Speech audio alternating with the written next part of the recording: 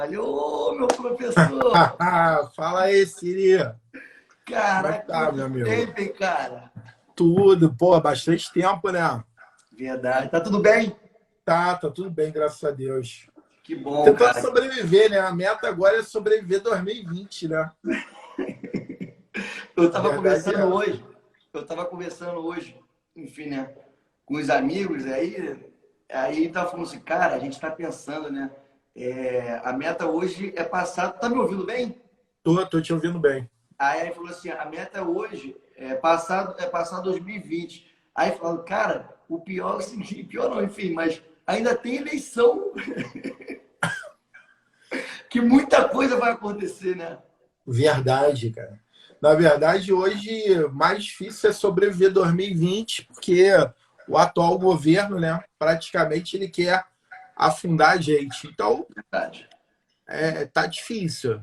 Tanto isso não é uma questão só do governo federal, é uma questão do governo estadual, pelo menos aqui no estado do Rio de Janeiro, onde a gente está, e também a questão do governo municipal, né? Então, assim, completamente despreparo aí nessa questão de reabertura, sem um estudo concreto, sem um estudo estabelecendo metas, levando em consideração a ciência, né? Então, eu sei que a economia é de grande importância, de grande valia, mas eu acho que tem que conjecturar os dois fatores, os dois bens jurídicos aí, para que a gente possa ter um sucesso dentro e principalmente na questão de não ceifar mais vidas daquelas que já foram ceifadas, né? Verdade, professor, concordo com você. Eu acho que hoje a gente vai bater um papo, né? Falando bastante disso. Teve as perguntas aqui. Enfim, antes de eu falar das perguntas e tudo mais, para quem está chegando a partir, né, da galera que segue aí, dos alunos, alunas, enfim. Gente, boa noite, eu sou o Siri, né? É, eu estou fazendo esse Siri na Live, né? O quadro que nós demos o nome, enfim, Siri na Live, desde o meado de março até agora, toda segunda, quarta, quinta, sexta e sábado, para falar de diversos temas desse momento de pandemia que nós estamos vivendo, né? E aí hoje, enfim, vai ser bem bacana, nosso professor criminalista. Muita Verdade, gente, quando eu anunciei, maior galera que é aluno e aluna, caraca, ele é muita gente boa, saudades. verdade, verdade. Obrigado, Siria.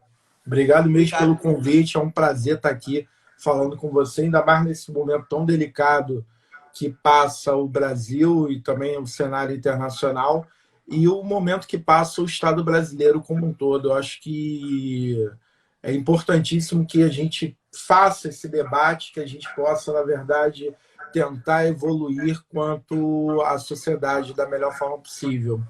É exatamente isso, assim, os dias aqui, né? Eu tento pegar os mais variados temas, justamente para esse momento de pandemia, aonde todo mundo está refletindo e que nesse momento a gente, né, se construa para esse pós-pandemia, né? Enfim, não sabemos quando isso vai realmente acontecer, mas uma hora isso vai acontecer, assim esperamos. Sim, E aí é para que nesse pós-pandemia a gente tenha entranhado outras reflexões, porque antes da pandemia, pela rotina do dia a dia, a gente não parava para pensar. Por exemplo, as desigualdades, né? A gente sabe que sempre esteve aí, mas nunca parou para refletir. Agora a gente está falando, enfim, né, de diversas desigualdades, de todos os temas possíveis que a gente consegue aqui. E aí é o seguinte, quero primeiro também te agradecer, sabe, assim, pelo seu investimento do seu tempo aqui, porque mesmo na pandemia, mas imagino que para você também o trabalho não parou e que o volume até aumentou. E aí é verdade. prova, enfim, sua vida com certeza está bem aí corrida, mas enfim, então muito obrigado pelo esse investimento de tempo aqui para esse debate, para esse papo aqui, nem debate, mas para esse papo aqui. E aí, uma coisinha, antes de começar, tem aqui meu computador, porque eu fiz uma caixinha de perguntas lá, umas pessoas me mandaram para o WhatsApp, outras também pelo Instagram, e aí aqui está meu computador. Então algumas colinhas estão aqui e as perguntas também. Então é só para não passar meio como o desrespeitoso, mas não é porque Não, que as isso. perguntas estão aqui, tá bom? Nada. E aí é o seguinte, muito obrigado, tá aí. Vou começar aqui com uma breve descrição do nosso querido professor José Vitor Moraes, advogado criminalista e professor de direito penal, processual penal, e Penal Econômico da Universidade Cândido Mendes. Formado em Direito pela Universidade Estácio de Sá, especialista em Direito Público pela Universidade Gama Filho, especialista em Direito Penal e Processual pela Cândido Mendes. Atualmente é mestrando em Direito Econômico e Desenvolvimento, com ênfase em Direito Penal e Econômico pela UCAM. Eu não sei se eu me... É mais ou menos isso, e esse é o Tá correto. apresentando Tá o correto. professor Zé Vitor. Tá Se apresenta aí também. Vice-presidente da Comissão de Direito Penal e Econômico da Anacrim, advogado aí já há 14 anos e professor da Cândido vou completar 12 anos como professor da Cândido. Sou professor também convidado na PUC-Rio para a parte de Direito Penal, substituo lá o professor Luiz Fernando Lessa, que é Procurador Regional da República. Legal, legal. Professor, deixa eu lhe falar uma coisa, Vitor. A primeira pergunta aqui é base para todo mundo que passa no Serena Live. É justamente do seu começo.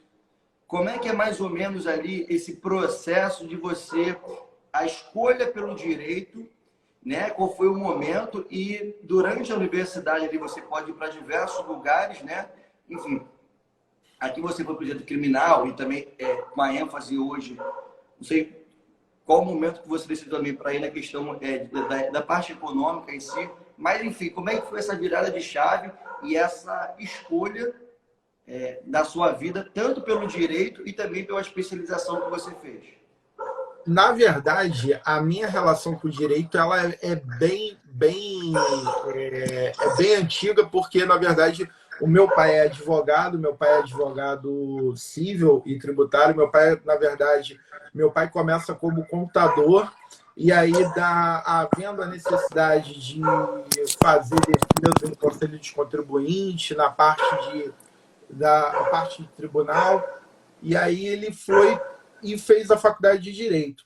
E aí meu pai tinha o escritório dele, né, parte contábil, parte de Direito, e aí eu lembro lá, quando eu tinha uns 10 anos, eu indo ao fórum, ainda na verdade não tinha banca única, quando você abria a porta do cartório, você entrava direto, não tinha balcão, então cada escrevente tinha, na verdade, a sua mesa e você falava diretamente ali.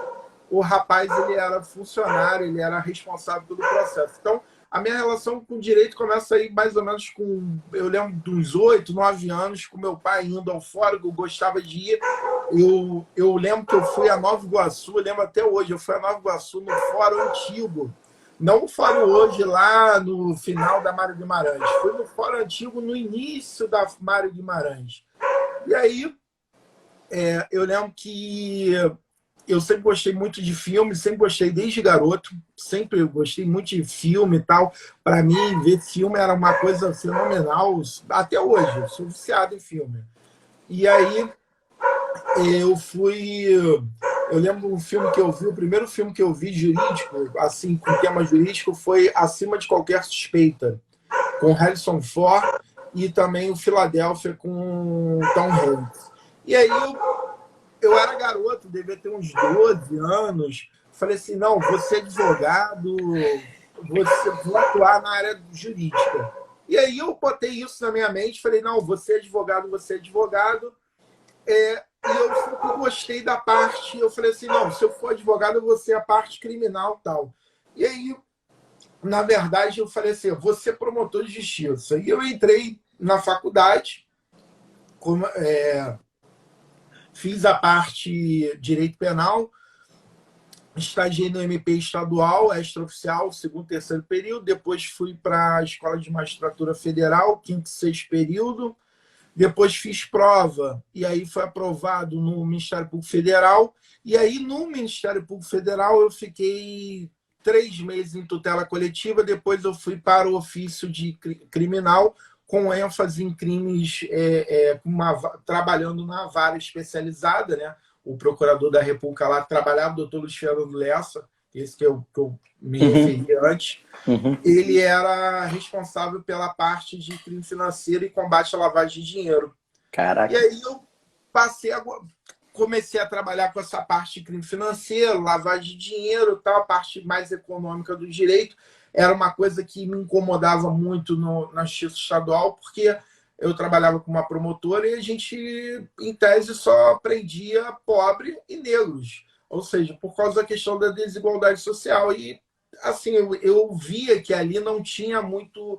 Eu me sentia um pouco mal, porque até que eles, de fato, cometiam crimes, mas a postura era o seguinte: não, vamos empurrar tudo neles aí, que pô, quanto mais tempo ficar preso lá, fica preso. Isso me incomodava. Inclusive, ela falava o seguinte: não sei o que você está fazendo no MP, você deveria ir para a Defensoria Pública. Mas eu tinha aquela questão de MP e tal, e aí fiz a prova para o Ministério Público Federal, não me arrependo, excelente estágio na Procuradoria da República, fiquei lá 2 anos e 2 meses, né? Fiquei o tempo integral do 7º até me formar. E aí, posteriormente, eu caí na defesa. E aí comecei a advogar, e aí a vida surgiu, eu entrei como professor, e hoje não me arrependo da escolha que eu fiz como advogado criminal. E se eu prestasse concurso público hoje, o único cargo que eu teria em mente seria a Defensoria Pública.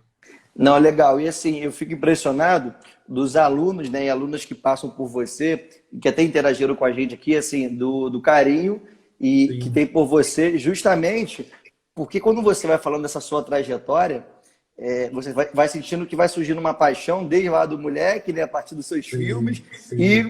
E assim, pela forma que eu conheço pessoas, várias pessoas que tiveram aula, né, amigos meus direto com você, elogiam muito assim pela forma apaixonante que você coloca todo o direito, sacou? Então é bem bacana. E também tem um ponto fundamental, né?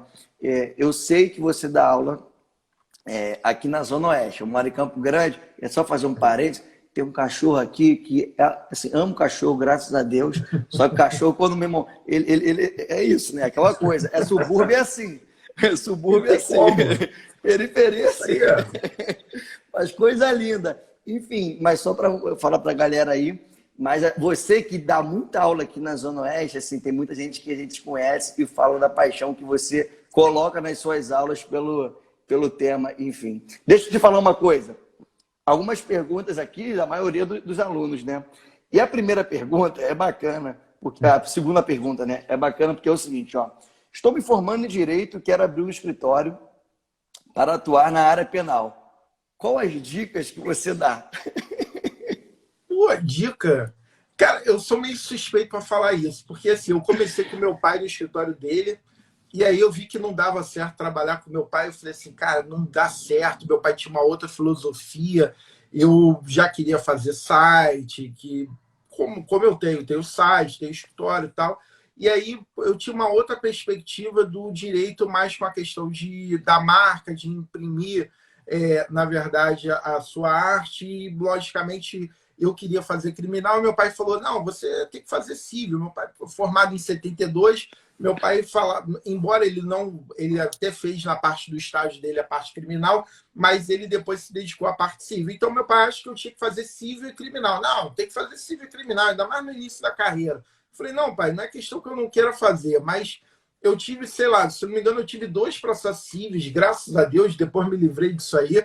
E aí eu só fiquei na parte criminal. Trabalhista eu nunca pisei o pé. Para não dizer que eu não pisei o pé, eu fui tirar a cópia de um processo lá muito tempo atrás com um primo meu e falei para ele, ó, tu vai arrumar advogado porque lá eu não limito, lá eu não sei nem errar. Então, assim, a dica que eu dou, e aí eu saí do meu pai, fui alugar um escritório, aluguei uma sala, baratinho no centro. E meu pai ficou pau comigo, meu pai ficou muito chateado, meu pai ficou 1 ano sem falar comigo. Caraca, meu irmão. Pau da vida, ele não aceitava de eu ter saído do escritório dele, tal, o escritório dele ali no centro, Mercado das Flores, com uma infraestrutura tal. E eu saí, comecei do zero e meti a cara. E aí, assim, nisso eu agradeço a Deus, eu acho que foi pintando os processos, eu fui pintando, e aí também nesse inteirinho eu tinha muita vontade de ser professor, isso sempre foi um desejo meu pessoal, de satisfação, de construção pessoal minha, porque eu acho que tudo que a gente recebe de conhecimento, eu acho que a gente tem que transmitir para o próximo com muito carinho, com muito amor, tal.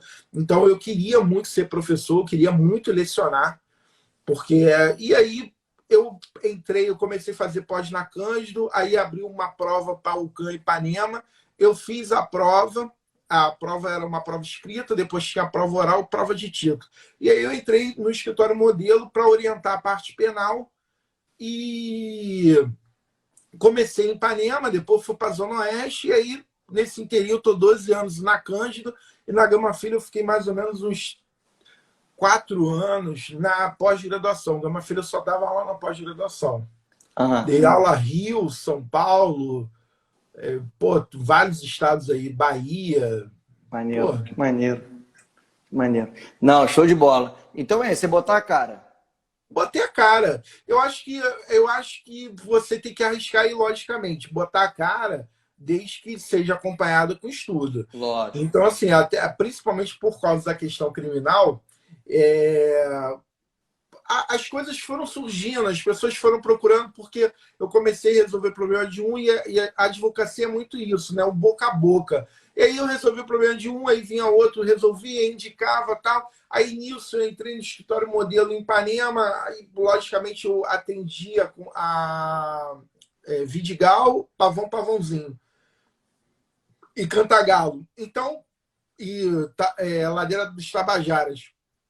E aí várias pessoas foram me indicando, eu fazia ali gratuitamente pelo escritório, mas outras queriam, não, eu quero ir lá no escritório, eu quero um atendimento tal, especial. Aí realmente as pessoas tinham condições de pagar e procuravam no escritório, e eu fui fazendo a clientela, indicação, e até também tinha clientes do meu pai que sabia que eu era advogado criminal e que me procuravam tal. E aí, graças a Deus, depois meu pai entendeu esse anseio meu, e, ficou numa boa, mas ele, na época, ele ficou muito um ano. Ele não aceitava de eu sair do escritório e fazer carreira solo. Mas, assim, eu fui metendo a cara. O primeiro ano eu fiquei na Pindaíba, essa parada de advogado, advogado vai ganhar milhões. Não, no primeiro ano tu não ganha milhões, isso é mentira, isso é caô. A não ser que você tenha um escritório super estruturado desde o início, lá do teu tataravô, bisavô, aí tudo bem, já nasceu no berço esplêndido do direito, mas meu pai era advogado e contador. Meu pai, na verdade, era filho de 2 imigrantes portugueses, né?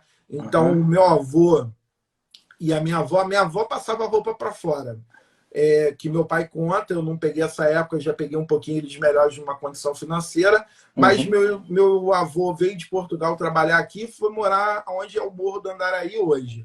E ficou trabalhando 4 anos, voltou para Portugal, casou com a minha avó e trouxe. Meu avô e minha avó não sabiam ler e escrever. E aí, meu pai conta que ele foi aprender a ler e escrever mais ou menos com 40 e poucos anos para tirar a carteira de motorista de táxi. Aí meu avô começou com um taxizinho e tal, depois virou um bar, e aí conseguiu deslanchar, e aí o que ele passou para meu pai? Cara, o estudo. E meu pai meteu a cara, estudou, e foi o que meu pai passou para mim. Então, assim, meu pai, que era de uma família, na verdade, humilde, veio de Portugal na época da ditadura militar lá do Salazar, em plena recessão em Portugal.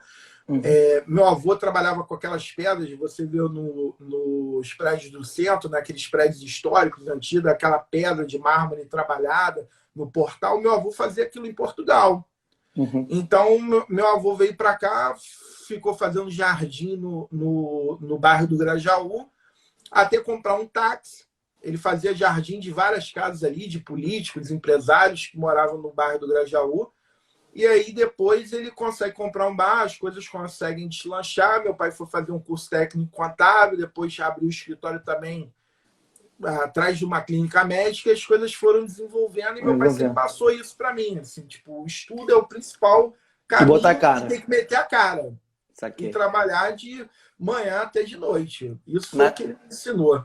Não, lógico, e aí você fez isso. Mas você falou uma coisa, o seguinte, que no primeiro ano é mentira, que dá para ganhar milhões. Mas depois de 12 anos, dá para ganhar milhões?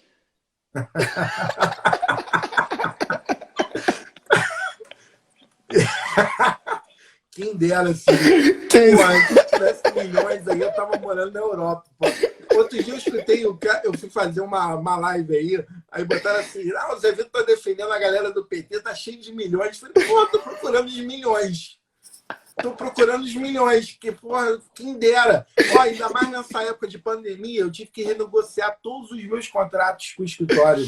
É Então, mesmo? assim, tive que renegociar e é melhor renegociar do que não receber.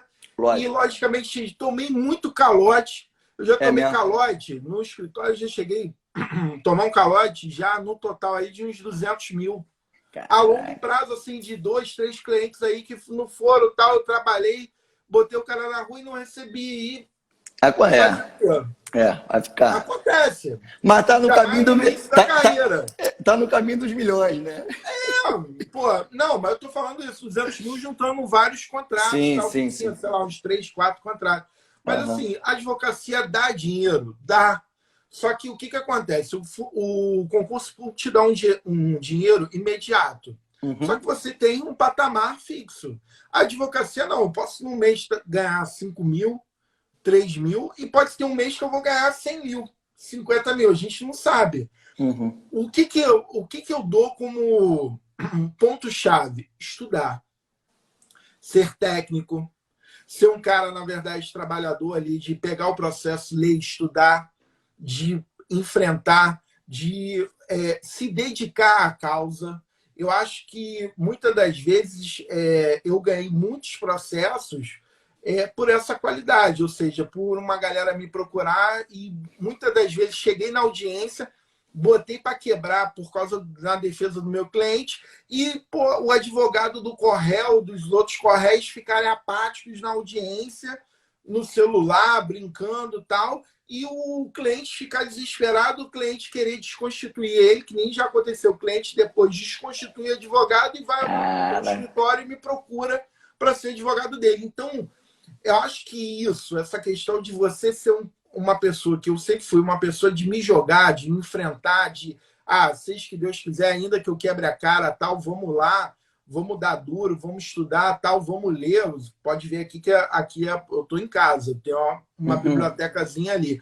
Então, assim, eu acho que isso tudo faz com que você possa, na verdade, angariar e ganhar outros clientes. Lógico, lógico. Show de bola. Não, então tá respondido aqui a nossa segunda pergunta.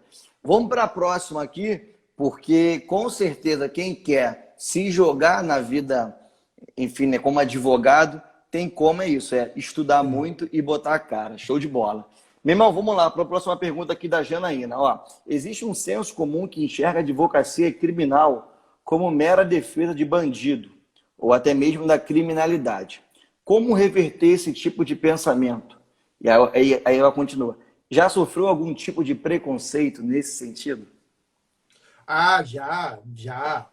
Sofri um preconceito há pouco tempo. Fui fazer a live pela Cândido, no canal do YouTube. Botaram lá, Zé Vitor é defensor de bandido, tá cheio dos milhões no bolso e tal. E, cara, não é bem assim. Na verdade, eu não defendo bandido, não defendo criminalidade, não defendo nada. Eu defendo, na verdade, que seja aplicada a lei de forma justa. E, logicamente, havendo comprovação e prova da imputação feita na denúncia pelo Ministério Público, quando ele deflagra ação penal, e passada a instrução criminal com contraditória ampla defesa, se realmente demonstrar comprovada a culpabilidade do agente, o juiz terá que fixar a pena. E, logicamente, terá que fixar a pena conforme determina a lei, porque se não Uhum. fixar, eu irei recorrer. Então, assim, essa ideia também de advogado Pinóquio, que nem a gente está vendo aí algumas condutas de alguns advogados aí por parte, hoje, pela mídia, que foi ressaltado, de esconder cliente e tal, isso, na verdade, é o fora da curva. Eu, por exemplo, nunca atuei dessa forma.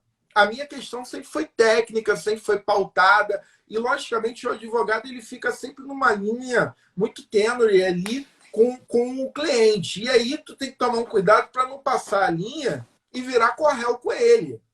Então, isso tem que ser, na verdade, Isso é de uma primeiro, sabedoria, né? maturidade, sabedoria, serenidade. Logicamente, você ser uma pessoa contida, uma pessoa reflexiva, porque isso faz com que você seja uma pessoa movida pela razão para que você possa identificar os riscos e saber, de fato, quais são os limites da sua atividade como advogado. Então, Se você faz isso corretamente, sabendo o código de ética, sabendo, logicamente, os limites da atuação da advocacia que lhe compete, você vai exercer. É claro que esse preconceito é trazido pela sociedade, sim, ele é trazido por causa da influência da mídia. Porque a mídia, muitas das vezes, desinformada, e, logicamente, claro que não são todos, tem bons jornalistas, bons repórteres, bons jornais. Então, alguns fazendo uma mídia midiática, e principalmente tentando fazer, na verdade, um jogo de palavras, um jogo de cenário, ele tenta induzir o erro à sociedade. E a sociedade, por uma falta, logicamente, de contato, uma falta de uma própria educação nessa área do direito, porque todo mundo não é formado em direito, logicamente, acha que advogado criminal é advogado de bandido. É aquela velha história, né? Eu dou exemplo, por exemplo, o Flávio Bolsonaro, que dizia, o Flávio, o Jair Bolsonaro, que dizia que a OAB era uma praga, que não sei o quê, que bandido bom era bandido morto. E aí nós hoje vemos aí a necessidade de advogados sendo contratados, advogados entrando com habeas corpus para trancar inquérito. Caraca, e graças a Deus que existe um advogado, advogado nessa hora para combater as ilegalidades que estão sendo praticadas contra o Flávio. Entendeu? Que a minha posição que acho que algumas coisas são praticadas e estão sendo praticadas de forma arbitrária, inclusive alguns julgamentos, questão de inquérito de ofício, tal, mas respeito a decisão do Supremo, mas tenho críticas na questão doutrinária. Mas existe uma outra parte da doutrina que entende que é lisura. Então, ainda bem que existe advogado, porque se não tivesse advogado, ele estaria sendo linchado também, né? Então, assim, verdade. Que bom que existe advogado. E principalmente o advogado que atua na parte criminal, que na verdade ele está lá para defender a aplicação da lei, das liberdades e dos direitos fundamentais que foram consagrados na Constituição, no artigo 5º da Constituição. Davi, é fundamental o que você falou, porque é isso, né? Até pouco tempo atrás, esses defensores dizendo que, enfim, para que a OAB, né, deslegitimando toda ali uma categoria, vamos colocar assim. Sim. E aí agora, a primeira coisa, opa, eu preciso de advogado e conto com os meus direitos. Ué, até ontem era uma coisa, agora está mudando a opinião. É a importância do advogado, né? Desde barriga não dá uma vez só. É mole. Vem cá, você até falou um pouquinho, e o Lucas tem a terceira, que é a quarta pergunta aqui, desculpa. Ele coloca o seguinte, não sei se você quer se aprofundar, tá? Mas eu acho importante colocar. Ele fala assim, ó, em alguns casos, o primeiro julgamento é feito através do clamor popular e da mídia, mesmo sem condenação. Fala um pouco da importância do advogado criminalista nesses casos. Você até pontuou, mas quer falar mais alguma coisa sobre? Não, assim, tem que tomar muito cuidado, principalmente da relação do advogado com a imprensa. Geralmente, o advogado que quer dar entrevista ou quer botar o cliente para dar entrevista, cara, é tiro no pé. Ó, raramente eu vi dar certo isso. Ó, eu, por exemplo, eu sou uma pessoa muito avessa quanto a isso. Mas, por exemplo, uma situação que deu muito certo foi a questão da JJ Invest, foi a defesa dos funcionários lá, a entrevista que eu dei para a Globo News, e fiz, sobre a minha orientação e sobre o meu controle lá no escritório, a entrevista dos meus clientes para a Globo News. Então, isso foi muito controlado por mim, desde o início até o fim. Uhum. Então, assim, ali, por exemplo, foi eles estavam, no primeiro momento, como supostos autores, compactuando com o Jonas, que é o dono da JJ Invest, que está foragido até hoje, que tem mandado de prisão contra ele, contra os meus clientes não tem nenhum, inclusive meus clientes, todos os funcionários 10 que eu defendo não estão indiciados no inquérito, prestaram depoimento do inquérito, tanto na Polícia Civil, na defraudações, quanto na Polícia Federal. Inclusive, o inquérito da defraudações foi remetido, o próprio MP estadual entendeu que era atribuição posteriormente da Justiça Federal, e pediu para declinar da competência. Então, meus clientes não foram prejudicados em nada, mas tudo foi uma questão de conhecimento, de tratamento com os clientes, saber de fato verdade. Foi uma entrevista que deu certo. mas porque ali necessitava e que, de fato, meus clientes eram inocentes. Agora, talvez eu não colocaria em outras circunstâncias um cliente para falar com mídia. Uhum. Entendeu? Até por uma questão de exposição. Não Sim, sei, sim. ainda Compreendo, às vezes está compreendo. na fase de investigação, às vezes uma entrevista mal dada, uma troca de palavras já Muda muda tudo. todo o Sim, cenário. sim, sim, sim. É verdade, é bom ter esse controle, né? Show de bola. Tem outras perguntas aqui, mas um amigo, o Clébio, acho que é importante também dar visibilidade a quem está aqui participando.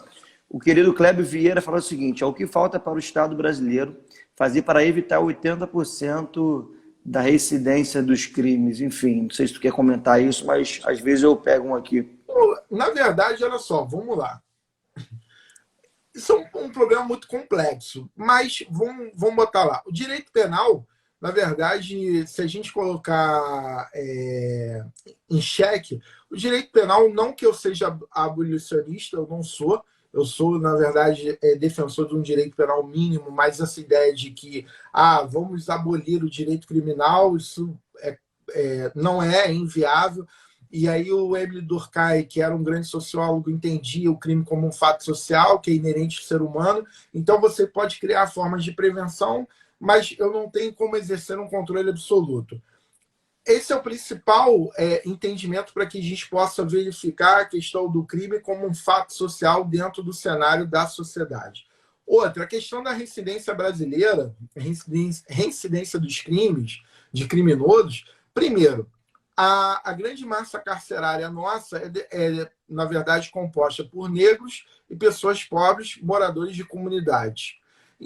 Logicamente, isso é uma das causas do crime. Existem outras causas, mas, logicamente, o nosso cenário da nossa sociedade é que há uma grande desigualdade social e aqueles moradores de periferia, tal, de comunidade, estariam mais em contato naquele ambiente criminoso e mais suscetível, inclusive, pela ausência do próprio Estado no setor de educação, por exemplo, num colégio municipal em tempo integral, na oportunidade e também implementar políticas públicas de trazer o pai para dentro da escola, a família.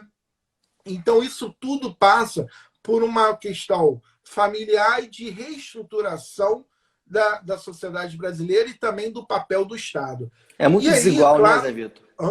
É muito desigual, né? É muito Muito desigual, desigual. Esse muito negócio de desigual. meritocracia é caô, isso é tudo mentira. Isso meritocracia é para o cara que estudou lá no colégio particular, no São Bento da Vida, no Santo Inácio, no Cruzeiro da Vida. E realmente é meritocracia. Mas, pô, para o cara que está por fora, que está correndo atrás pela margem ali, que o Estado ainda dá cacetada nele, é difícil. Então, assim, a gente analisa essa questão da reincidência muito claramente, porque, primeiro, os presídios não cumprem o papel estabelecido pela Lei 7.210 de 84, pela Lei de Execução Penal. Então, hoje, a gente, por exemplo, o Rio de Janeiro tem 25 mil vagas no sistema carcerário e nós temos hoje mais de 45 mil presos. Então, essa questão do exame criminológico, separação de presos em razão do tipo de criminalidade, logicamente há uma tentativa, mas chega um determinado momento que não.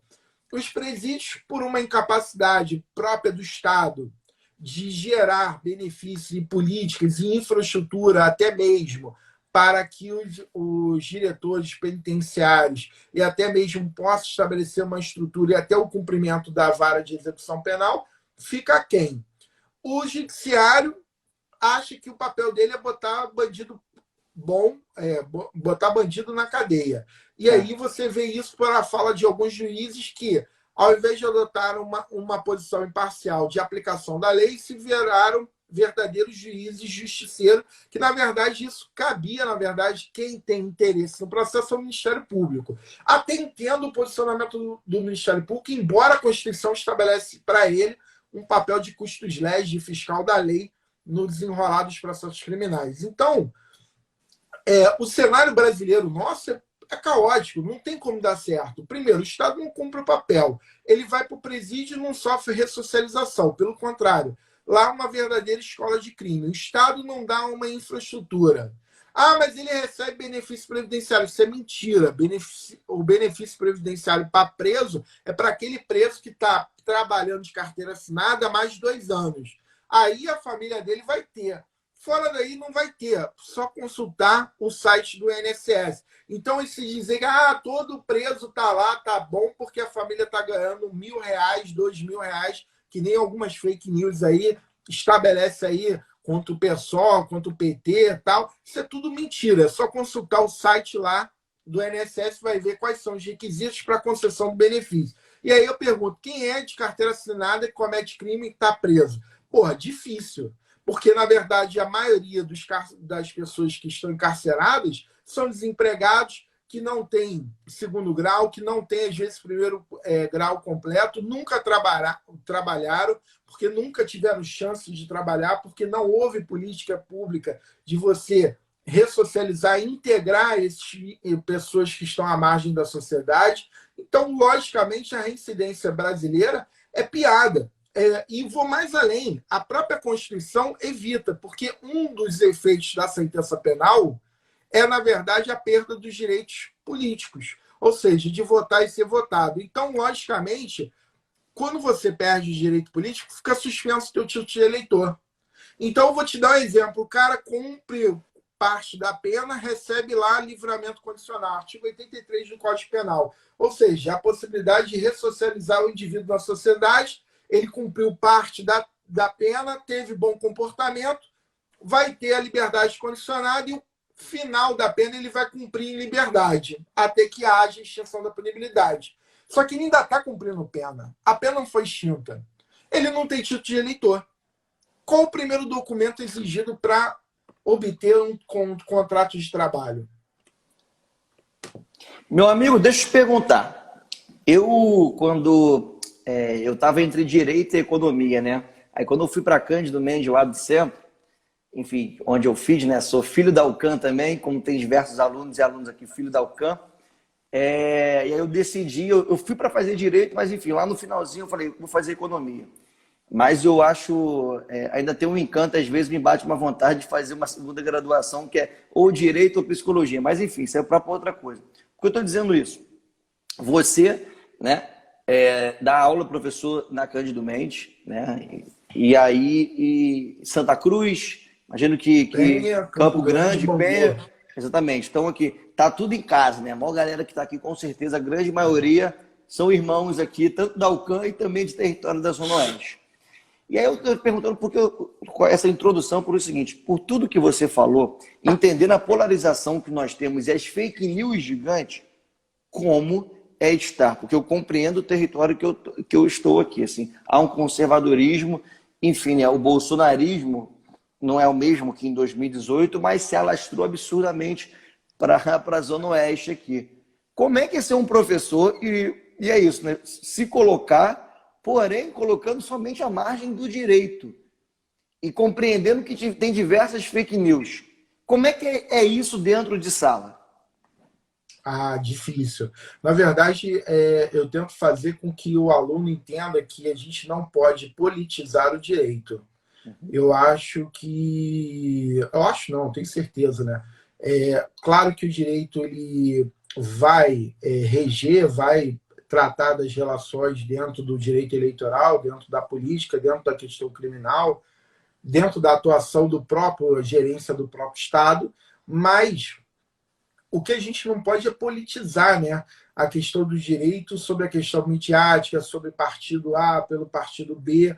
Então, isso é trazido para o direito, e aí isso, por exemplo, eu tento cortar em sala de aula. Eu tento, na verdade, criar no aluno um senso crítico, que ele possa refletir. O fato de eu estar criticando o atual governo não significa que eu seja, por exemplo, o petista, o PCdoB, ou o PSOL. Isso não significa nem que eu tenha um partido ou que eu tenha, na verdade, uma veia política atrás do meu discurso de crítica, de reflexão, de dizer, isso aqui foi legal, isso aqui não foi legal, embora no atual governo é difícil dizer aquilo que foi legal. Acho que não dá nem, acho que não conta nem no dedo. Nos dedos, Mas, de fato, é difícil nesse sentido. Mas eu falo para eles o seguinte, o advogado ele tem que refletir, pegar as informações, criticar, é a função do advogado. Refletir sobre a questão jurídica, sobre a política governamental e, na verdade, a política estatal estabelecida na Constituição, para ver se verifica se a política pública está de acordo com as demandas e, na verdade, os anseios, os comandos constitucionais, justamente para que o aluno ele possa criar um senso crítico dele, analisar uma mensagem, analisar um texto, ele possa criar um senso crítico para que ele possa opinar dentro de uma técnica. Também opinar no achismo não dá. Sim, sim. Entendeu? Sim. E que ele que se coloque, na verdade, de forma imparcial e de fora dessa análise para que ele possa construir, na verdade, o seu entendimento, a sua reflexão, o seu senso crítico, para que ele possa expor posteriormente, debater. Logicamente, a gente sabe que não tem governo perfeito, governos erram, né? Porque são, na verdade, executados por seres humanos, e seres humanos erram, mas eu acredito que a gente precisa fazer esse senso crítico, essa análise, verificar se, de fato, as políticas públicas implementadas estão de acordo com a Constituição de 88. Uhum. E não só com a Constituição de 88, que haja, na verdade, uma visualização sobre o cenário internacional, sobre as normas de direito internacional, sobre direitos humanos, direitos do cidadão e do homem, sobre o papel do Estado, do Pacto São José da Costa Rica, tratados estes todos internalizados pelo Brasil, para verificar a atuação do Estado.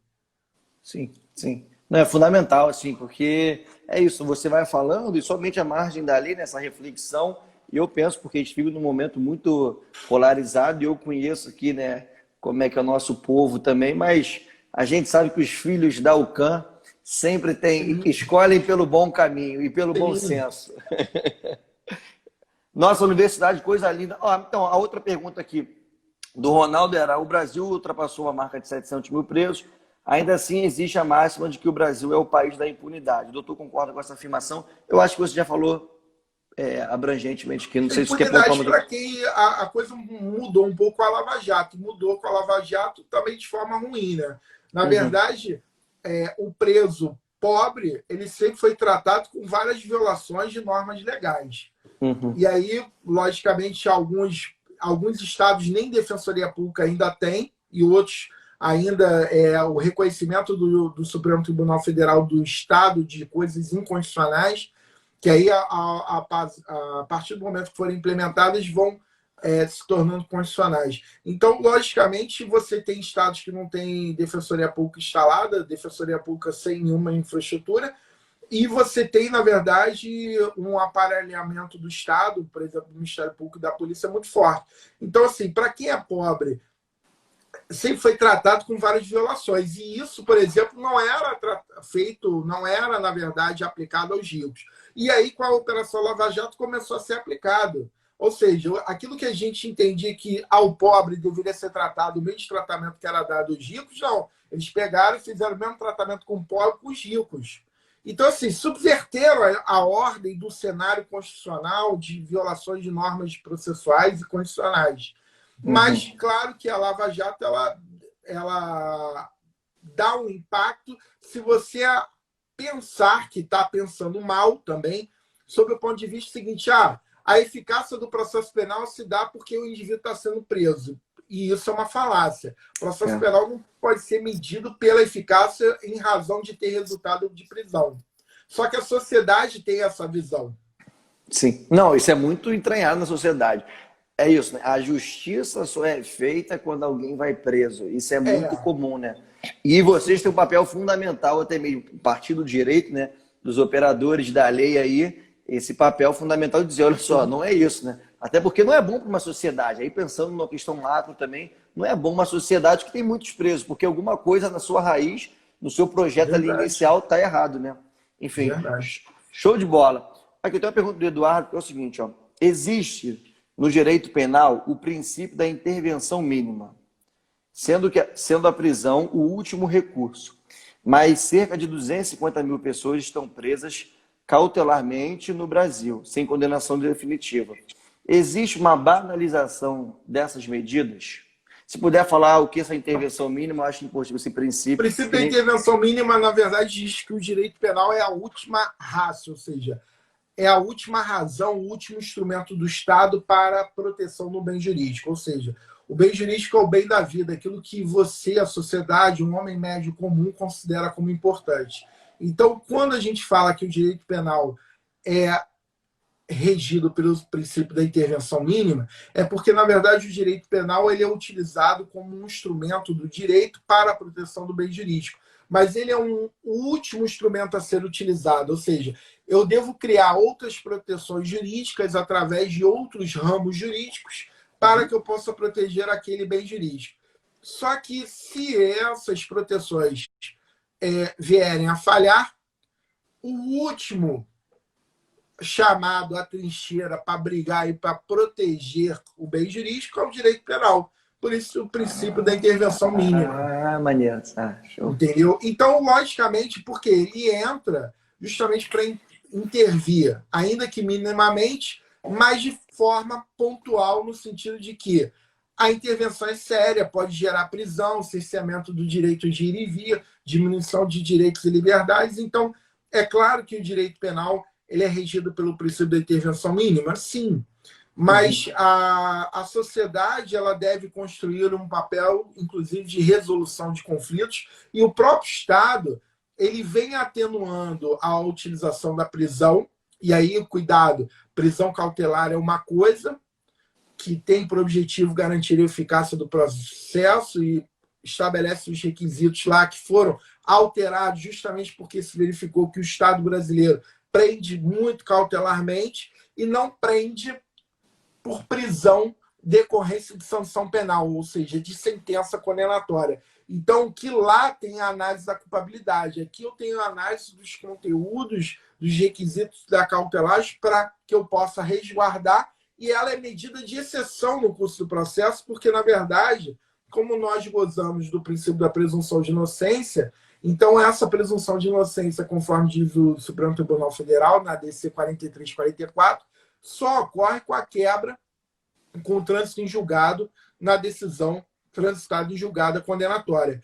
Então, isso precisa ser verificado que, de fato, o juiz brasileiro prende muito, porque, logicamente, ele acaba se identificando, o juiz brasileiro, e aí é um outro papo, ele, na verdade, ele é um cara de classe média alta, a regra não é de classe baixa, então ele, logicamente, ele se atende, ele se comunica muito, muito bem com as causas, com as demandas e com as vítimas do processo criminal, então ele tende a ser mais duro no processo criminal em determinados crimes.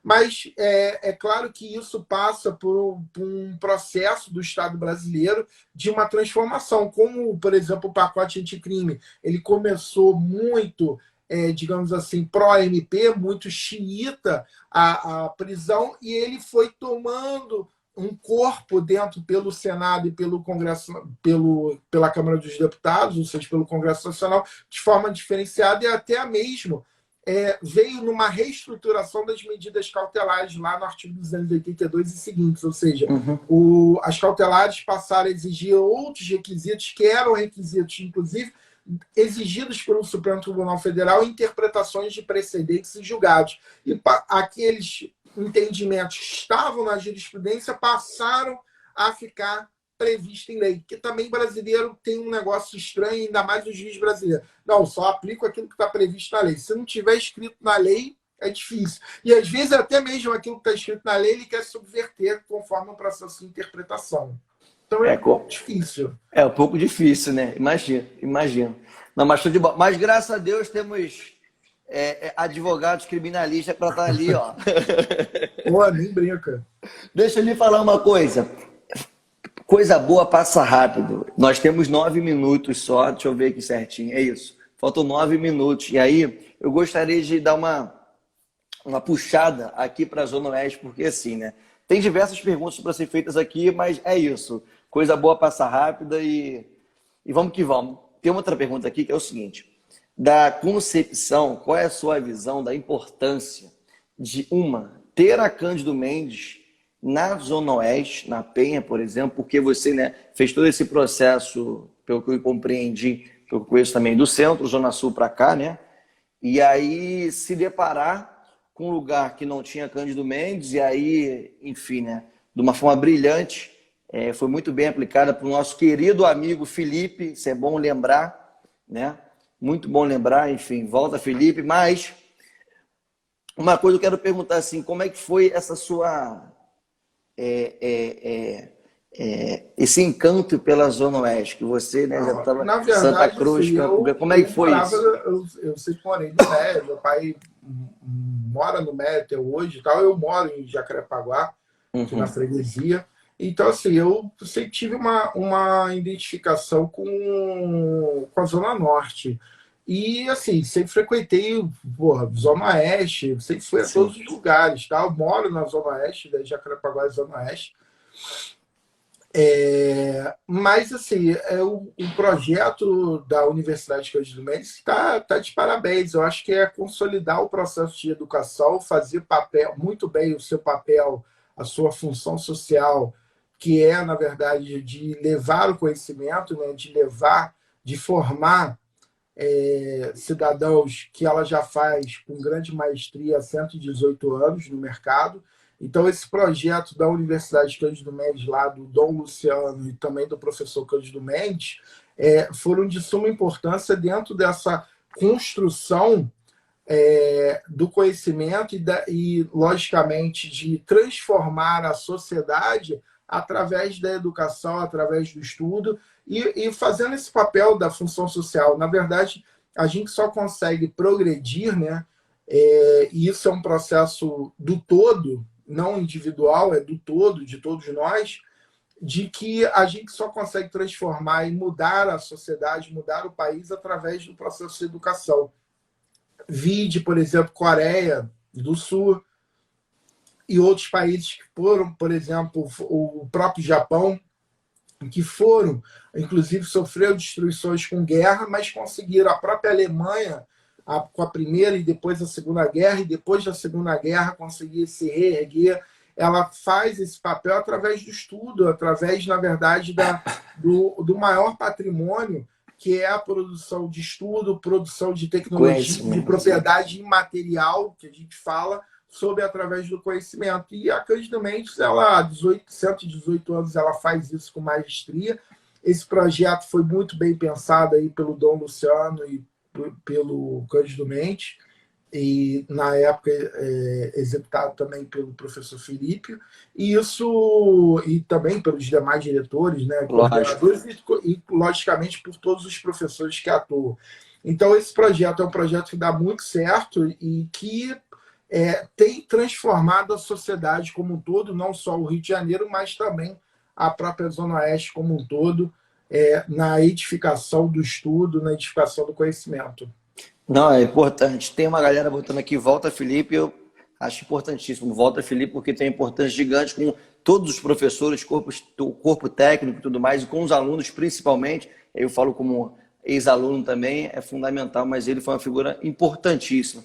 Meu irmão, faltam 4 minutos. Eu só quero te agradecer, mas tem algumas coisinhas aqui antes. Queria que você indicasse para a gente. Muito obrigado mesmo, foi muito bom. Aprendi muito aqui. Com certeza a galera também. Eu queria fazer algumas perguntas de economia, mas enfim, né? Em uma hora não tem como falar de tudo, né? Mas vem cá, indica pra gente aí um livro, ou uma música, ou uma série. Música para mim, É, pô, para mim todas do Legião Urbana. Para é mim, mesmo. Que País é Esse? Todas. Tempo Perdido, Cazuza, são músicas que, na verdade, são poemas materializados através de música, né? Então, Uhum. é poesia, e acho que falta isso dentro dessa estrutura que o Brasil ele possa criar, na verdade, uma identificação como nação. Então, assim, como música, todas as do Legião Urbana, todas do Cazuza, série, House of Cards, acho Muito que bom, né? Pô, essenciais. É essencial, série. Acho que principalmente para quem quer direito, para quem quer a questão política, a questão criminal, é bem determinante. E livros, pô, um livro que eu posso indicar, pô, livros de direito, pô, tem vários. Processo penal, para mim, Guilherme Souza Nunes, para mim é muito especial, é um livro bem contundente. Fernando Costa Tourinho, Tornag, Processo Penal. Direito penal, para mim, com maestria, comentários ao Código Penal, interpretação feita pelo professor Nelson Gria, para mim, é o maior jurista de direito penal no Brasil, que até hoje foi visto. Deixa eu perguntar uma coisa, não sei, enfim, é um pouco difícil, mas vamos lá. Em uma palavra, se você pudesse mudar alguma coisa do direito penal, o que seria? Uma palavra? Ou algumas, enfim, mas muito bem curto. Que ele trouxesse mais justiça.